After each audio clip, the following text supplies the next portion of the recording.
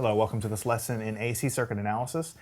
In this lesson we're going to solve this node voltage problem. It's a little more complicated than the last one we did, but it's not so complicated to bog you down too much. Essentially we have a current source here. We're given the full-blown current source as a function of time in amps. We have a current source up here, again given the full-blown current in amps.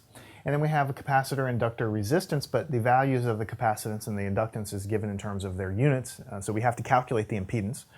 And what we're asked to do, we're given a voltage here at this node and a voltage here right at this connection, and we're asked to find these voltages as functions of time. So the same thing's going to happen as we did in the last problem. We're going to write our sources down as phasors. We're going to calculate the impedances of these components. So we have a new circuit that will involve the impedances and the phasor representation of everything. Then we'll write our node voltage equation, which will be a little bit more complicated because there'll actually be two node voltage equations. Because notice we have a node up here, and we have a node over here.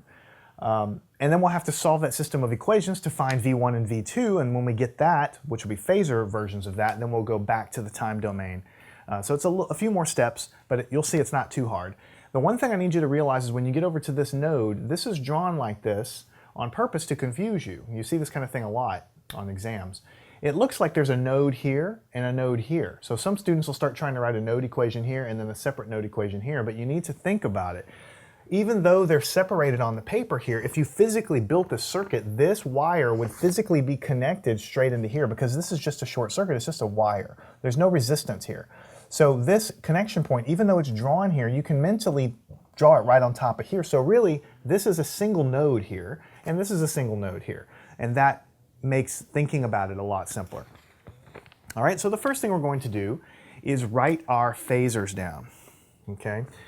So here we have IA, so I'll do capital IA. What's the phasor representation of that? The magnitude is 5. It's a cosine, so we can just write the phase angle in directly 30 degrees.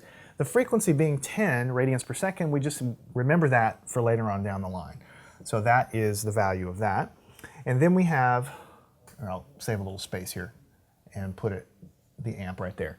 And then we have IB, which is written at the top of the board. The magnitude of that guy is 3. Again, it's a cosine, so we can just drop the phase angle directly in of 60 degrees like this. So these are the phasors that we're going to use when we write this stuff down.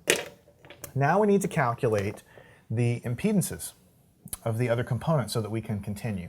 So let's write the impedance of the capacitor is 1 over j omega c, which is 1 over j omega, is given implicit in this. It's the number right in front of the time, so it's 10 radians per second.